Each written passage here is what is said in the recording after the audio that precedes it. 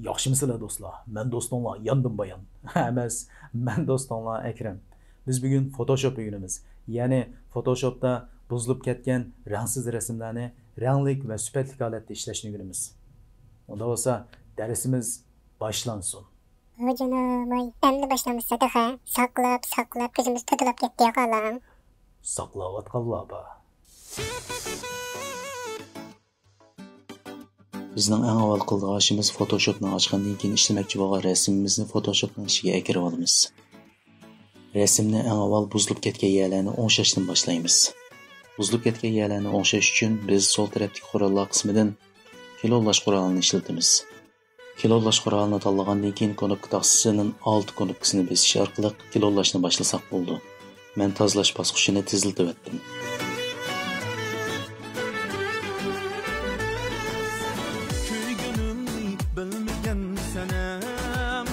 Ma kanalda After Effects, Photoshop, Premiere, Illustrator deganni so'yib etidik ya.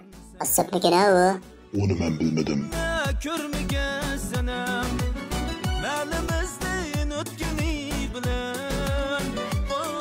Resimimizni tozalab bo'lgandan keyin rasmni tanlab olib, mousening o'ng taraf knopkasini bosish orqali Convert to Smart Object deganni tanlab olamiz. Endi qaraydigan bo'lsak, ust tarafda filter, ya'ni süzgich quroli bor. Buning ichidan Noise, Dust, Stretches deganni tanlab olamiz. Ochilgan ko'znakdan rasmning sifatini buzib o'tmagan asosda qumtagi altini tanishib olsanglar bo'ldi.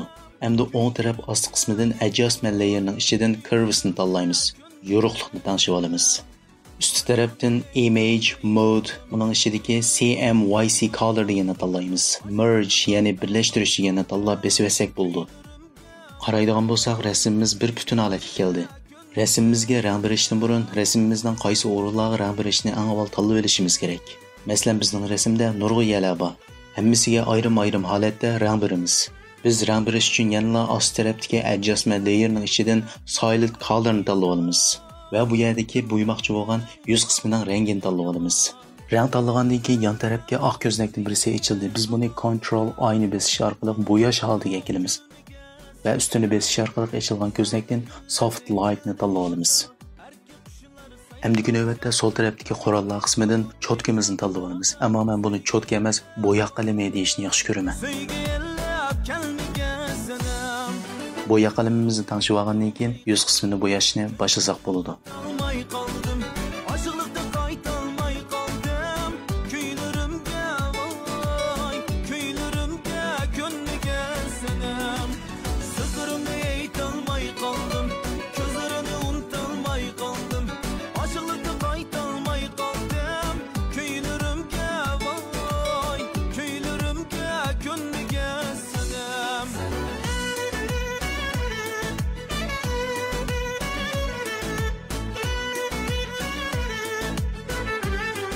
Yüz qismini güzel şekilde boyab oldik. Endi navbat lav qismini boyaymiz. Ostidan Adjustment layer ochilgan ko'znakdan Silent Color va bu yerdan lavning rangini tanlab olgandan keyin va ustidan Soft Lightni tanlab etgandan keyin yon tarafda ochilgan oq ko'znakni tanlab olib, Ctrl I'ni bosish orqali bo'yash holatiga kelamiz. Bo'yashni boshlasak bo'ladi.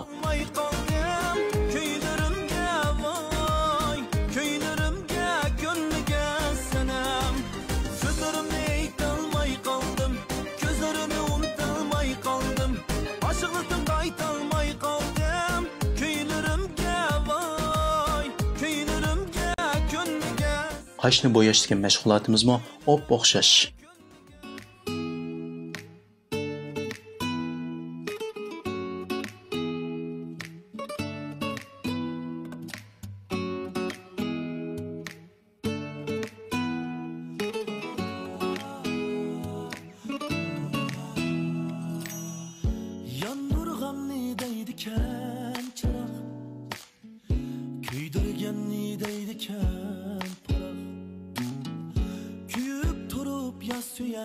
Suyalmasam Güydürgiçe ketgine jara Yandurganni deydiken çara Güydürgenni deydiken para Kuyup turup yaz suyalmasam Güydürgiçe ketgine jara bu kanalga egişip alsаңlar, xafa olmaymiz. Yari yok ne emmiye kilaydu. Yaralgan biz cüttümüz bilen. Tenha yürüsek nimdeydu. Yari yok ne bir çare deydu. Yari yok ne emmiye kilaydu. Yaralgan biz cüttümüz bilen. Tenha yürüsek nimdeydu.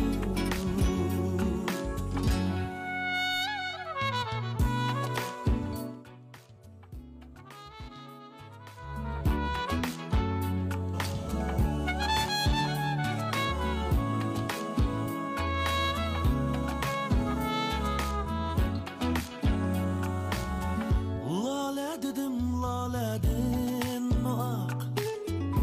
Yanalmadım keçiler bırak. Küldürmedin köydürgen bile. Göz kısmayla kepkine umak. Lale dedim laledin ak.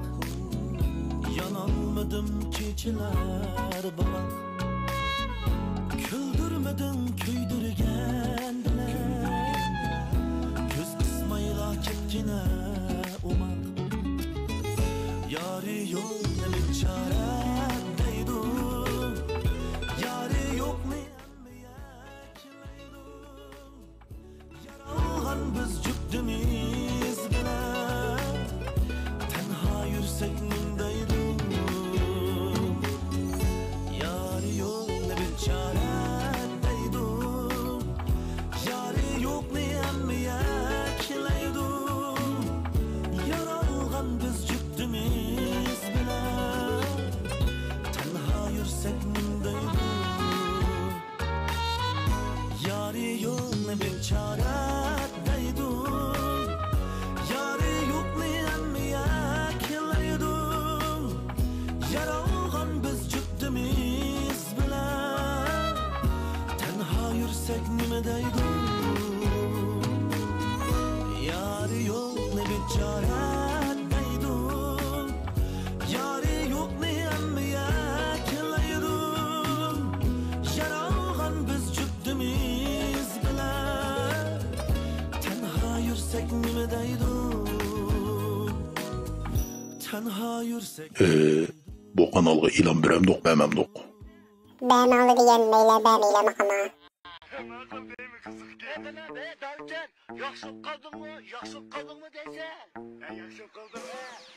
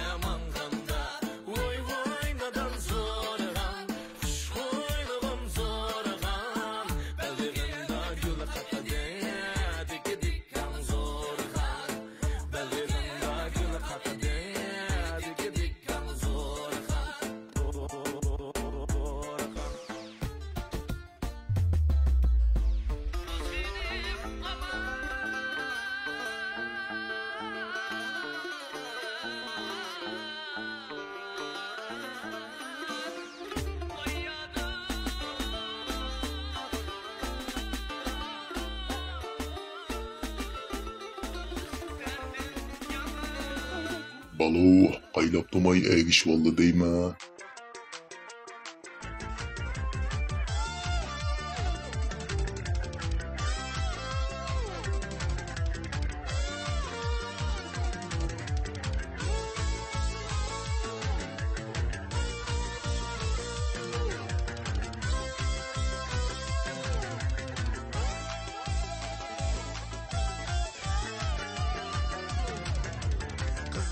Şeytan zıtku minni küydürür Nefkun kıldım yüzünge Hiyal çündürür Kız balı şeytan zıtku minni küydürür Nefkun kıldım yüzünge Hiyal çündürür Ey yultuzum Halımını sorguyum İşte utim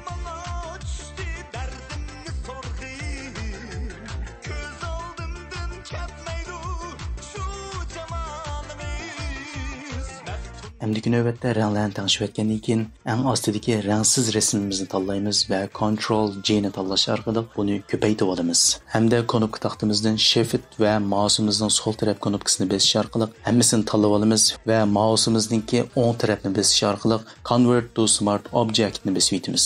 Resimimizni tanlab olgandan keyin ust qismdan Select ya'ni ochilgan ko'znakdan rang tanlaymiz, yo fokus markazini tanlaymiz, yo'misa bir obyektivni tanlaymiz. Bu yerda ya'ni kesish qurolini ishlatamiz. Bizning bu yerda tanlaydiganimiz bir obyektiv bo'lganligi uchun biz subjectni tanladik. Ammo subjectni tanlagandan keyin qaraydigan bo'lsak, avtomatik holatda tanlanganligi uchun ba'zi yerlar tanlanmay qoladi. Biz buni sol tarafdagi qurollar qismidan kesish qurolimizni ishlatish orqali chiroyli bir shaklda kesib chiqarib olamiz.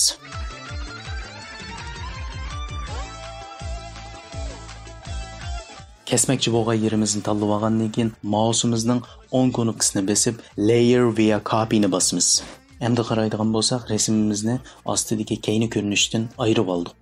Endi navbatda ustidagi resimimizga o'xshashlar ostidagi resimimizni tanlagandan keyin buni kesib chiqarib olamiz. Endi biz keyni ko'rinishini tanlaymiz.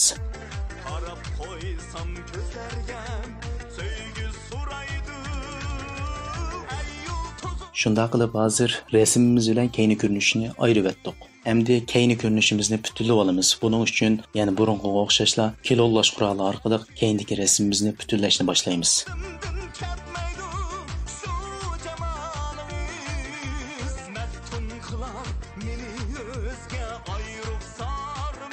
Keyni ko'rinishni butunlab bo'lgandan keyin resimimiz bilan keyni ko'rinishni moslashtirib olamiz. Eng qulay va eng tez suratda keyni ko'rinishimizga rang beramiz. İnternetdan bir parcha resim tushirib oldim va mush orqali keyni ko'rinishimizni ishlab chiqamiz. Resimimizni cho'ngaytib mas nuqtaga kelgandan keyin ust tarafdan filter, blur, gashing blurni tanlaymiz. Shuning bilan keyni ko'rinishimizga g'uva tusini bergan bo'ldik. Resimimizni tanlab ast qismdan mask layerni bosamiz va resimimizning yoniga oq ko'znakdan birisi ochildi. Sol tarafdagi qurollar qismidan bo'ya qalamimizni tanlab olamiz va resimimizning sirtqi yuzini tekshirib olamiz.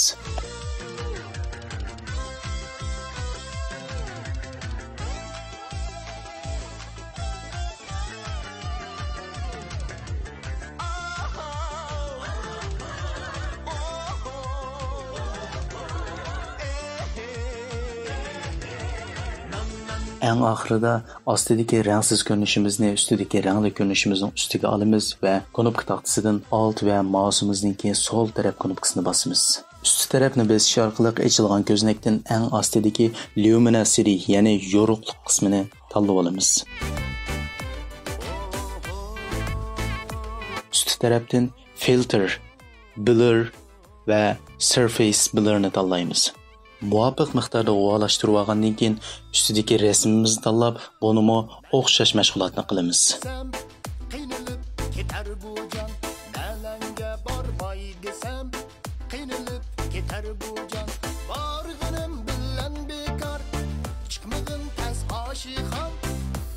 Ostidagi ranglik va rangsiz ko'rinishimizni birlashtirib olamiz. Eng oxirida bo'yinga esilgan toshlarni bo'yib essaklar resimimiz bitdi degan gap.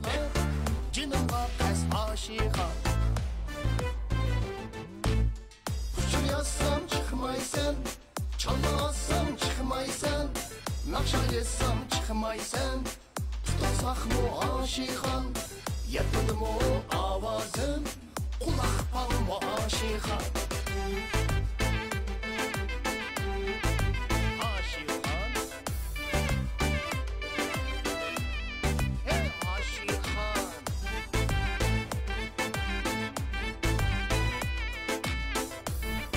Wow. Ko'rayotganlaringdek bugungi darsimiz mana shu yerda oxirlashdi. Agar darsimizni yoqtirgan bo'lsanglar va bundan keyingi chiqmoqchi bo'lgan darslarga qiziqsanglar, kanalimizga unda bo'lsa omon bo'linglar. Ketdik. Qara aşikan Şirin uykuda yattı